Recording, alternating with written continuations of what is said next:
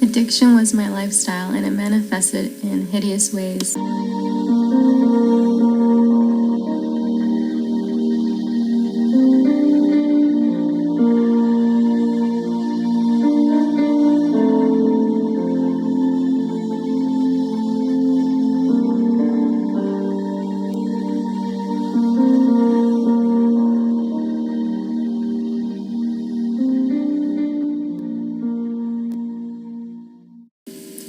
I couldn't tell the truth about what was happening in my real life, so I made shit up and used my imagination to create another world. I wouldn't say that I was lying. I was just a kid trying to survive her own reality by making up an alternate one. Imagination was my coping mechanism. It was a blanket I could pull over me to forget that I was being sexually abused. No one really knew. I don't know how they didn't know that all this was happening, but they didn't. I was so convinced that I was to blame, and because of that, I remained silent. When someone listens to you and makes you feel special, how could you suspect that they have something else in mind?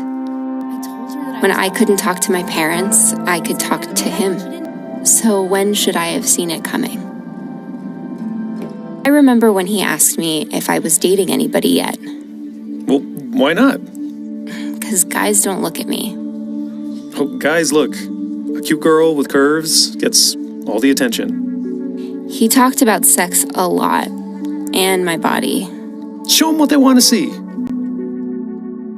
It was weird, but he made me feel more confident in myself. And so I told myself it was normal to talk about things like that with someone who's close.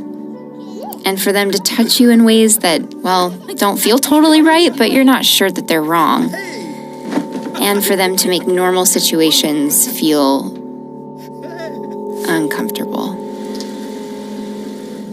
When I realized that my relationship with my uncle wasn't normal, I thought it was too late. All the teasing and sex talk and gifts and touching.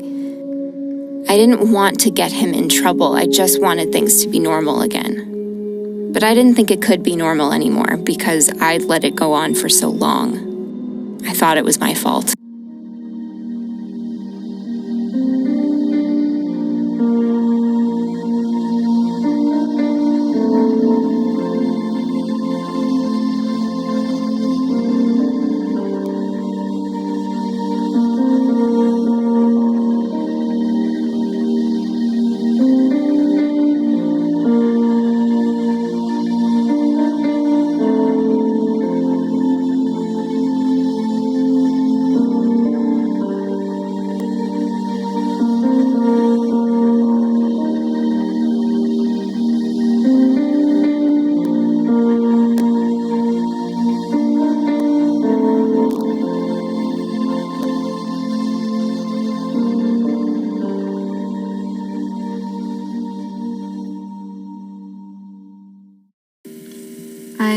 I have never been able to forgive myself.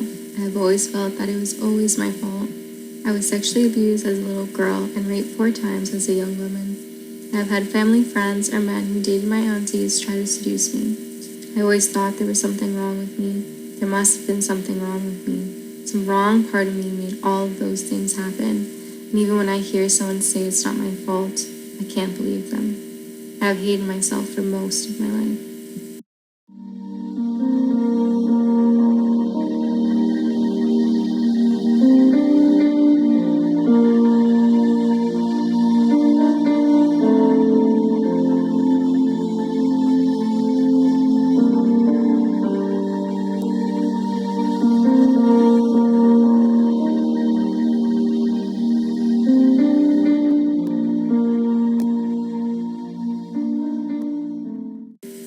My life has been full of disappearing acts, and violence has always inspired them. Us Native women know how to disappear.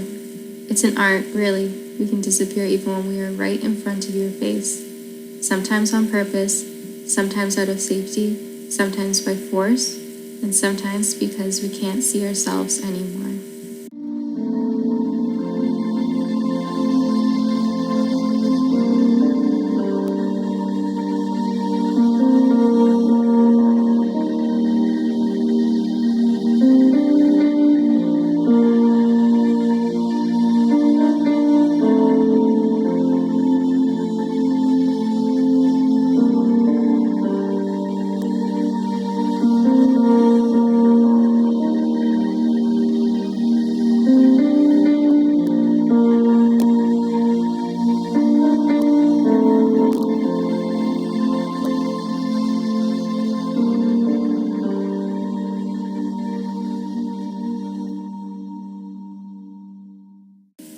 Learned helplessness is what this feeling is called.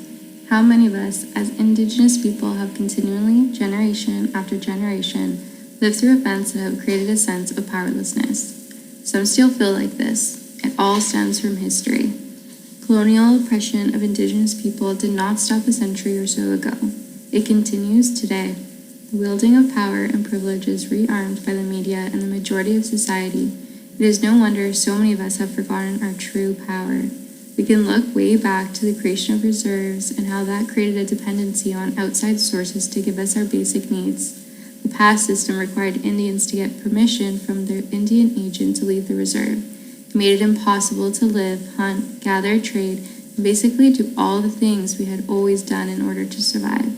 We can look to residential schools and how that legacy contributed to a learned helplessness.